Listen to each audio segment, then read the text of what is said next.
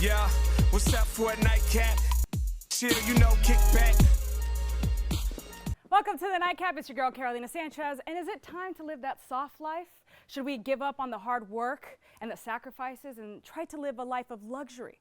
But is that affordable? Is it realistic? Well, I've got the friends over, so let's get into it. Hi, I'd like to apply to be the lazy coworker. Sure, let's make sure you meet all the qualifications. First question, are you at a Starbucks? Yes, I'll just take a venti caramel iced coffee. Thanks.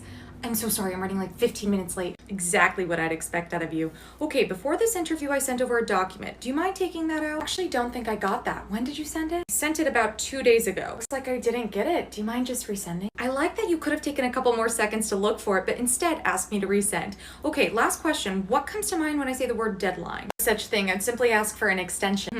But would you have started the assignment with the deadline? No. I gotta say, you're a perfect fit. Start time will be at 9 a.m. on Monday. I'll be there at 9:30. Wow, 9:30, huh? Okay, well, my friends are here to unpack this. It was funny.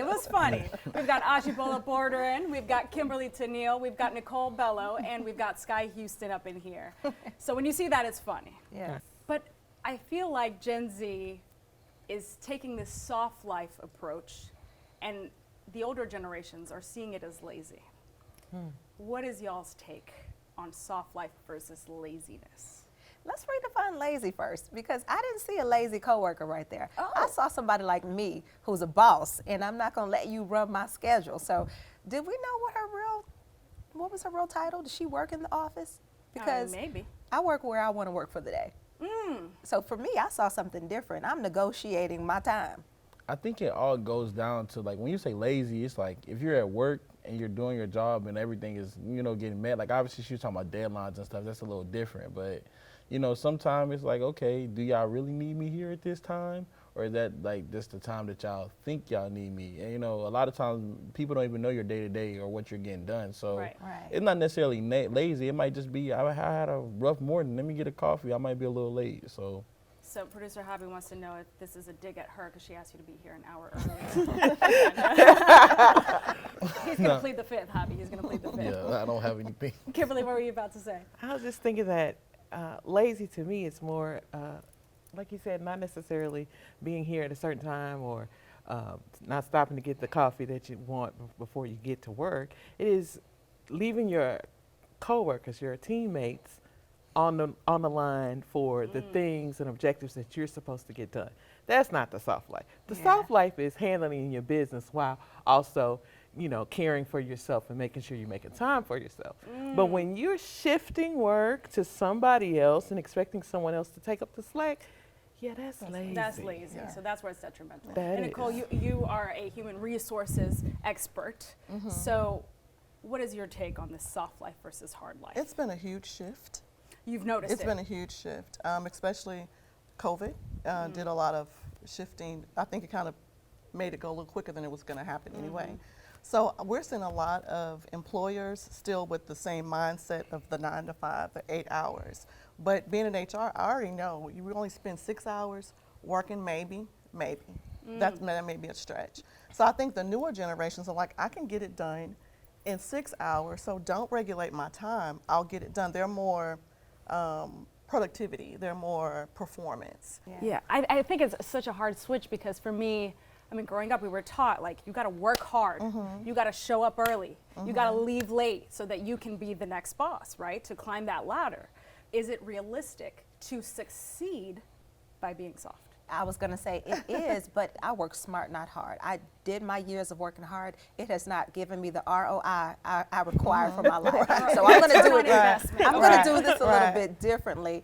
And no one could, now I know my worth, my value. I've put in work. I've worked in 5 different markets. I've proven myself. So now the only person I'm proving myself is to me. So I'm particular about what contracts and jobs I even become a part of, because it has to give me a return. For me, that's the soft life, getting to determine and decide what I do, when I do it, and how I do it. So I'm going to play devil's advocate here and say, you spent years doing the hard work. Yes. But did those years of hard work position you to where you are now, where you can afford to have a soft life? It did. Okay. And that's the caveat. Absolutely. You can't think you can have the boss mentality and you haven't put in boss work. Aji, Yeah. so you're the youngest here. Yeah, I was gonna say, I think it's a combination of a lot of different things. So first, you think about COVID. I know one thing that a lot of people, not just my age, but in general, did during COVID was when they were working at home, they're like, well, let me try to figure out what other ventures I can do for myself. How can I start my own business, or how can I kind of pursue my own talents and my own things that I'm passionate about? And now I might be still doing my job, but I'm like, okay, I'm gonna do this for this amount of time, and then I'm gonna work on my side projects. And a lot of people aren't willing to trade that back. They wanna be able to pursue their own passion. So, you know, what some people might say is, oh, you're not putting in 100%, you're not staying from 8 to 7 instead of 9 to 5 at your job. But you might be using that extra time really putting in work and working really hard on something that you're passionate about that, you know, the people at your job might not even know. The way you go to work or like how much you spend at your job isn't going to take away that boss mentality. We're gonna have to talk about what COVID did to us and mentality versus laziness and reality, right? All right, when we come back though, we have GJ Tavern in the building making a Zeppelin. That was earlier today, so stick around.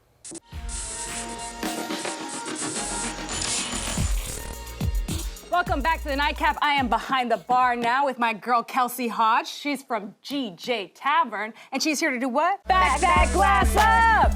And I'm so excited because this drink looks so good. So what are you shaking up for us? So this is the Zeppelin. It's a gin-based cocktail. It's like if an Aperol Spritz and a French 75 had a baby. And I have just got turned on to French 75, so I'm excited about this. All right, so what's in it? So it's gonna be our highborn gin. It's a Texas-based dry, and then we've got lemon juice, some Campari marmalade that we make in-house every week, and we top it off with some cava. Okay, let's go. So this Campari marmalade, what exactly is this? So Campari marmalade, basically what we do is we peel the rind off of a bunch of oranges, probably like 4 to 6, juice those, and then we reduce Campari, and we add brown and white sugar, and then we basically just cook that all in a pot, let it sit for about 5 minutes until it boils. Oh, and then we add pectin. And so the pectin, whenever all of that gelatinizes, yeah, makes Campari marmalade. That nice marmalade. Ooh, interesting. So yeah, it's really good. So what kind of flavors will I be getting that? Is that mainly gonna be the orange, or is it gonna be the Campari, or just a delicious mix of both? I'd say it's kind of a delicious mix of both. I'm gonna get a shot glass. You're gonna have to give me a little bit of that. Yeah. That's good. There you go. Put my finger in it, Absolutely. okay? Don't judge me. And so then we add a little bit of salt tincture as well, and that's just to really, kind of really balance good. the flavor a bit. So yeah, it's really yummy. All right, so GJ Tavern, I haven't been there. What's the vibe like there? The ambiance is very chill. I feel like it's a place where anybody can go just to get a cocktail, or if they want a full-blown meal, they can do that as well. We have really good bar bites. We have some almonds, some olives. We make a really good old-fashioned. So one of our signature cocktails is also the St. Bernard Parish. And that's like our spin on the old-fashioned. The only difference I would say is that it has chicory liqueur and aged rum. And so yeah, it's really good. I hear you're an old-fashioned girl. Yes, I'm a user. I can't believe that's gotten around. How many Yeah. times have I said it, Jake? Almost every show, I feel like. No, I totally get that. We love old fashions as well over there. It's right in the heart of downtown, so it's great for those theater people that are looking somewhere to go and chill, maybe get a bite before the show. So a nice little dinner date. So the food is good, the drinks are good, so there's no reason not to go. Oh, not at all. You guys have the best pork chop in Yes, Houston? we do. We do, in fact. Hold on, let me just All top right, this we're gonna off have to right put that here. to the test, folks. So they sous vide in-house, and then it comes with a cheesy polenta, a green apple salad, and a pork jus. And it's just tender, juicy, flavorful. I haven't eaten. I have not eaten. Yeah. Actually, I have eaten because it's 11:30 at night, right? Also, a really good one is the bread and cheese. I like the bread and cheese and the East Coast oysters a lot as well. So there's a little something for everybody. And you guys have won an award, too? Oh yeah, the burger is award winning. So yeah, there's like, really what's not a going bad on thing here? on the menu, but as well, our drinks are amazing. So the Zeppelin is one of my personal favorites. That's why I decided to make it today. But also, like I said, the St. Bernard Parish is not to be missed. We're just gonna have to take a little road trip over there. Cheers, boo. Cheers. Oh, that's refreshing as hell. Oh yeah, that's really good. Oh, are you proud of your work? Oh yeah. All right, well, we're gonna have to go to GJ Tavern, right? Oh, yes, you're gonna have to stop by and see And you're me. gonna be there. Oh, absolutely. If we are open, I am there. Oh, well, I love to hear it. And y'all know where to go now. Downtown, baby. But we'll be right back, so you stay right there. I'm gonna keep sipping this Zeppelin.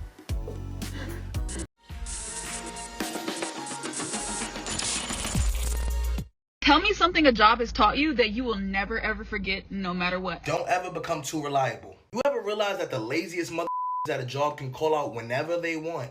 But you, the hardest person working there, can't even call out one time without getting your job threatened or you getting the write-up. And honestly, that's because you make their jobs easier, while your lazy coworker isn't even a factor. And if you let a manager or supervisor play you, they will play you. For example, you ever ask a supervisor for the day off and they say, yeah, but only if you can find somebody to cover your shift. Like, wait, hold on, ain't that your job? Why am I finding somebody to cover my shift? I feel attacked right now. I feel so attacked. Well, but let me bring my friends into this conversation. We got Sky, Nicole, Kimberly, and Aji.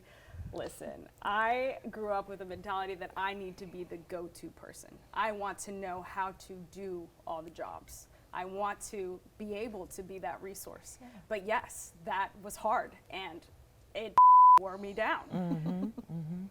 But I feel like I wouldn't get to where I am had I not done those things. Is that bad?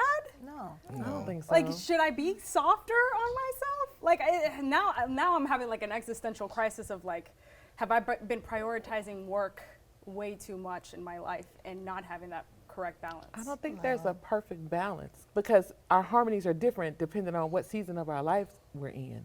So like when we're in our 20s, we have the opportunity to, you know, kind of gotta go all in and, you know, you have that energy, you have that drive, you have that thirst for new information. We have the ability and time to just go in, and then we get a little older and our seasons start to change, and now we may have a spouse or we may have children or a spouse and children. Oh Lord, have mercy. So the harmony is different. The notes are different that you need to hit in order to be your most effective self. So I think it's not really about, you know, holding your past self accountable for, you know, new knowledge, because you got that new knowledge because of your past self. Like she got it for you. Right. So go her. So you brought up the fact that when you're in your 20s, you have a bigger drive and you're ready to go harder, and we've kind of said that.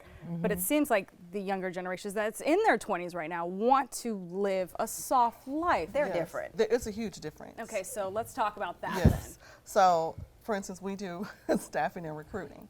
So yes, you know, you may need the degree to get your foot in the door. But they want, oh, it starts at $20. Well, I was thinking 35 because I bring all this. But you don't. Like, you don't have the experience. So like you're saying, like you've put your work in, so you know your worth. But if you don't put the work in, no one would come to you for this experience if you didn't go out and grab that experience. Because they want to be a boss. Trust, they want to be a boss. But they don't want to do the work. They don't want to do the work. But sometimes, though, we also seeing some of the kids, they don't care about it. If I can make enough money to pay my rent, get my food, and vacation hard, they want to vacation hard. You know what? That sounds I'm smart. jealous. I'm a little jealous. I'm a little jealous of it, honestly, because I've worked so much, and then like, where's my vacations? I haven't been backpacking over the Rockies. I mean, honestly, I and was looking at my doing vacation everything. days, and I've been rolling them over. I have so many saved up, Yes. and I'm not taking these vacations. Because we don't take them. I've been conditioned for my generation that, you know, you work and that's your thing. You're at work. You're working. When you almost feel guilty when you take time off, you're like, oh my God, you're still on your phone. You're still on a computer. I mean, really, that's not really a vacation. When they break, they break. I feel like a lot of us feel like we have to earn rest, and not that rest is a right. And I feel like this generation has said, hey, rest is a right, and I have to have it. And I think part of the changing is going to be us as older people recognizing that, hey, we deserve rest too. We deserve some softness too. And the way we want them to earn it, you've already earned it, but we won't give ourselves the opportunity to take it. Aji, is that what you're seeing? I mean, I think it definitely depends on like what industry you work in, because I do have some friends who are like working in tech or they do other stuff where they're not tied to their desk, they're not tied to their office. And some of them, they're still, I have a friend who, he went to Miami and then we're like, what are you doing in Miami? He's like, I'm just working on the beach. I just wanted to go to the beach and work, so I'm just going to Miami. And it wasn't like he was on vacation, but he really wasn't. And I think social media kind of pushed it too, where you see people all out and about and doing a lot. There's a lot of people who are still like working and they don't get those opportunities because people my age, they're kind of disillusioned with the workplace because either you're making a whole lot and you're able to do all this other stuff and go on vacations and like live this soft life. And there's some people who like when inflation and like the job market and like trying to get jobs, they've been struggling for months and months and months, and they're just trying to get in the door. Right. I think two things on the back of what he said. Social media has leveled the playing field. Like I see it before. No one saw the soft life or the life of luxury. It wasn't as exposed. Now it's like I see that, I want that, and I know there's multiple ways to get that. So why do I have to take this job, go into this office? I can make a million ways. So I think that's the caveat to 2023. It owes me everything, and I want it. And so that's just it. My son is like 10 years old, and he's like, I'm going to be a millionaire. And guess what? He very well can be by tomorrow.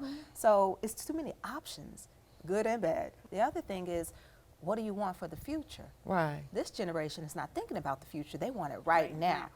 Our generation, we want to take care of tomorrow and today. So you kind of put aside trying to have the pay off now so that you can have something later.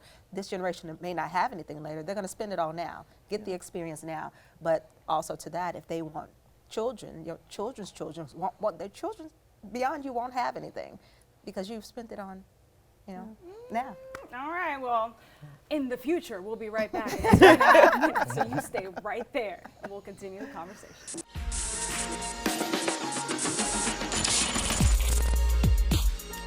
Welcome back to the Nightcap. We've been talking about the soft life versus the hard life and what's realistic and what isn't. We've been talking with Sky Houston, Nicole Bello, Kimberly Tennille, and Aji Bola. You actually had a comment about that video we just watched. Yeah, when I looked at that video, even as a young person, I don't really agree with it. I don't think that being unreliable is going to help you in the long run of like living this so-called soft life. I think more so that only works if you work in a toxic work environment, because if your boss sees you working hard and they value you, if you ask for time or if you like, say you have a need, more often than not, I feel like that should at least be heard. And I think that, only in a toxic place where they be like, oh, this person doesn't work hard, so we don't care, you can do what you want. Or this person works hard, we're gonna put you on the clock and keep working you until you can't anymore. So that's not really something that I feel like as a young person, we want to experience in any way, shape, or form. So do you guys have any advice for the younger generations who are teaching us a thing or two, but maybe struggling with that work-life balance and preparing for the future, as we were talking about? What he just made me think about is in the work environment or the hard life, it doesn't have to be hard, right? It's all about relationships at the end of the day. The relationship, you got to be intentional to manage up, down, side to side. If I could tell any young person that, you can have the soft life. Soft life is just the type of life I want to live away from here, not letting the hard life infringe on the lifestyle I have, the living I want to do. When I want to take a vacation, who's going to stop me, boo? Like, nobody's going to stop me. But nobody has to stop you if you manage all your pieces accurately. Manage the workplace, the hard life, so that it's not hard for you. But you have to decide, what do I want? Before you take a job, do I want these people calling me all the time? Do I want to be accountable? How much do I want to do? And if you don't think those things through first, it will become hard. It will become toxic for you. You'll be mad to go to work every day. And it doesn't have to be. It's all about managing your life. Those first entering the workplace, being accountable and responsible. Because I don't think people, some of the younger kids don't realize when you first hit, that new job, they're already sizing you up maybe for another position. Maybe there's upward growth. You get in as an entry level. To me, every day you're at work, you're interviewing. It's not, and you're not working. I think if they don't think of it working for the company, as they should think of working for themselves and building their brand. Because that's why people come. That 80-20 rule is so true. 80% of the people just like doing the bare minimum. Then that 20% from the video are the ones that people are going to. But if you're working for a really good manager, which there's a lot out there that they're not. They're just not. They're not managing well, and people leave the manager, not the job. So just basically, I think just getting in there, seeing where you want to be, and then managing yourself and build your brand. So people, when the opportunities come up, they're like, hey, you know, hey, I would like you to be a lead, I like you to be a manager. That's how you get to the soft life. I agree with them actually. The beginning of all things is knowing what you want. If you know how you want to live your life and what you want your life to look like, if you go the route of having an actual job, then you want a job that, and you have to ask the questions. What does an average day look like? What does a successful employee look like in this environment? Who do you usually reward? Yeah, you know, you gotta know the expectation. you got to interview them the same way they're interviewing you to make sure that you're going into a position that leads you to the lifestyle that you want. Because if I'm working all the time and I never see any fruits of my labor, I'm going to be depressed and out here drinking way too much. No. Okay, and I don't want that for me. Not. And I don't want that for you either, okay? I mean, listen, this was a great conversation because if you want the soft life, you can get it, okay? Just know what your expectations are and know what lifestyle you want to build for yourself and your future, right? Well, cheers to you. Thank you so much for joining us on this conversation, and thank you all so much for sharing.